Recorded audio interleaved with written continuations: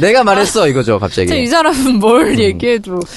더민주는 측근 비리를 덮으는 정략적 개헌이다라고는 공통된 의견을 얘기를 했는데요. 문재인 대표는 논평을 내고 블랙홀이 필요한 상황으로 생각하시는 것인가라고 얘기를 했고 이재명 시장은 개헌 필요하나 때가 아니다라고 얘기했고 박원순 시장도 참 나쁜 대통령 국민이 불행하다.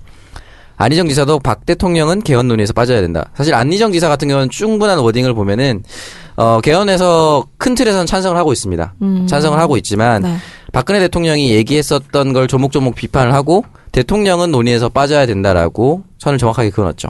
김부겸 의원은 개헌 특위를 만들자 대통령 주도는 안 된다라고 또 못을 박았고 김종인 전 대표도 개헌 시기가 됐다라고 하지만 최순실과 개헌은 별개다라고 얘기를 했죠.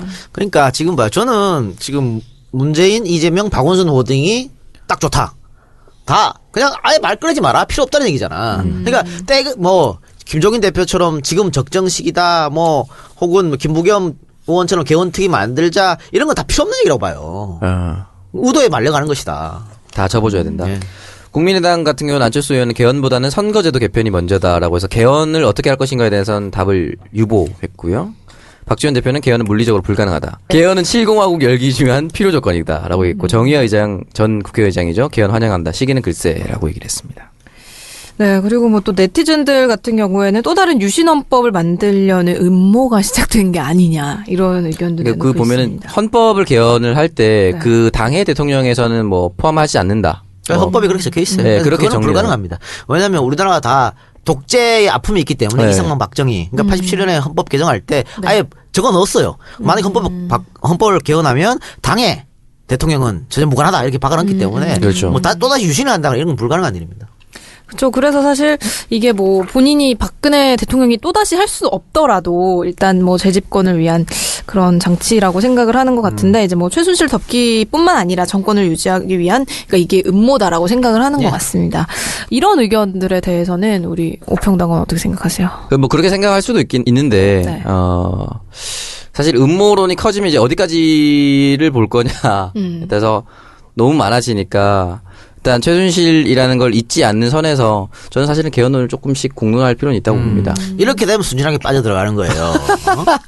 사실은 박 대통령이 4월 달에 개헌 반대하면서 이유를 뭐라 들었냐면 우리 경제가 이렇게 안 좋고 비상식인데 어떻게 개헌을 하냐 이렇게 했단 말이에요. 네. 개헌 논의하냐고. 그러면 6개월 전에 지금은 우리 경제가 좋아졌습니까? 더 나빠졌지. 안 좋아졌죠. 더 나빠졌는데 왜 지금은 개헌을 하자는 얘기야? 왜 개헌 이야기를 한번 해결해보자는 얘기야? 상황이 달라진 게 한 개도 없는데. 그렇다면 뻔할 뻔짜잖아. 왜 저렇게 주장하는지. 그리고 현실적으로 불가능하다니까요. 이 짧은 시간에 개헌을 할 수가 없어요. 공론을 자체가 안 돼. 그러니까 다음 내년 대통령 선거 할 때 각 후보들이 개헌에 찬성하는 입장이 있겠죠. 내가 대통령이 되면 개헌하겠다. 그래가지고 대통령이 바뀌면 그때부터 2년간 3년간 치밀하게 개헌 오랫동안 준비를 해야 되는 거예요. 지금 새누리당에서는 아까 정진석이가 100년 이상 갈 헌법 만들자 그랬잖아. 네네. 그럼 오랜 시간 준비해야지. 지금 법무부 장관도 모르는 개헌을 어떻게 하겠다는 얘기야. 그러니까 이거는 말도 안 되는 거예요. 현실적으로 불가능한 얘기합니다. 그러니까 박근혜 대통령 본인 말대로 정말 이 파탄난 경제부터 살리고 민생부터 좀 챙긴 다음에 얘기를 해야 되는 게 아닐까 싶은데. 그러니까 박근혜 말은 박근혜 말로 다 반박이 가능해요. 그러니까. 근데 네. 개헌이 어쨌든 필요한 거에 대해서는 계속 저는 그렇게 생각을 하고 싶은데, 이걸 보면서 저는 또 느꼈던 게, 아직도 정치가 굉장히 엘리트주의에 젖어 있다라고 생각이 들어요. 국민들이 원해서, 경제가 시급하다고 했잖아요? 그게 국민들이 가장 원하는 거잖아요? 근데 그거를 벗어나서 정치인이 먼저 나서서 개헌을 얘기해야 된다는 것 자체가, 아직도 어떻게 보면은 우리 기성 정치인들에서는 국민들을 가르쳐야 되고, 교화시켜야 되고, 계몽시켜야 된다는 정치 엘리트주의가 만연해 있지 않나라고 생각이 들어요. 국민들이 원하기 전에, 자기들이 이렇게 해야 된다라고 얘기를 하는 것 자체가 그렇게 좋아 보이진 않는 것 같아요. 그러니까 정말 사실 이게 개헌 논의가 블랙홀이 정말 돼서 이분 말대로 내년 대선을 통해서 이제 정권 교체를 준비하는 여러 가지